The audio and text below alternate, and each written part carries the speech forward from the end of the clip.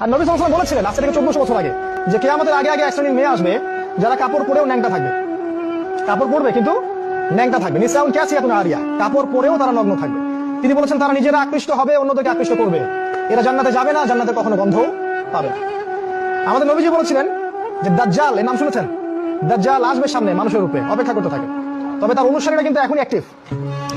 তিনি বলেছেন দাজ্জালের সবচেয়ে শেষ অনুসারী হবে এক শ্রেণীর মেয়ে যাদেরকে মুসলিমরা ঘরে বন্দী করে রাখতে পারবে না। বাপ ভাই স্বামী মিলে ঘরে রাখতে চাবে, তো ঘরে থাকো, পর্দায় থাকো, এরা বাঁধন ছিন্ন করে বের হয়ে চলে যাবে। এরা বের হয়নি। বিগত 100 বছর দেখেন শহরে মেয়েদেরকে আর ঘরে রাখতে পারবে না। উন্নতি অগ্রগতি, কাঁধে কাঁধ মিলিয়ে দেশ ও জাতি গর্ব, এগুলো স্লোগান দেয় না? দিয়ে দিয়ে সমস্ত জায়গায় আজকে ওরা ঢুকে পড়ছে।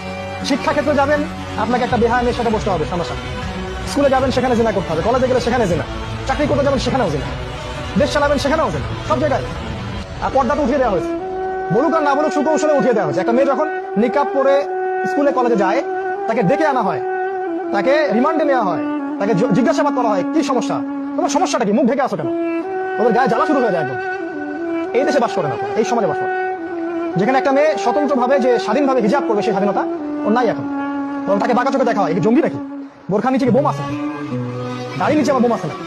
তাকে উপরে যখন একটা ছেলে কাপড় পরে, পাগড়ি পরে, জুব্বা পরে, ভয় লাগে ওদের দেখে। আগে এই ধরনের মানুষকে দেখলে মানুষ সালাম দিত, শ্রদ্ধা করতো, বাসায় ডেকে দাওয়াত করে খাওয়াইতো। এখন ভয় পায় আমাদের দেখে মানুষ।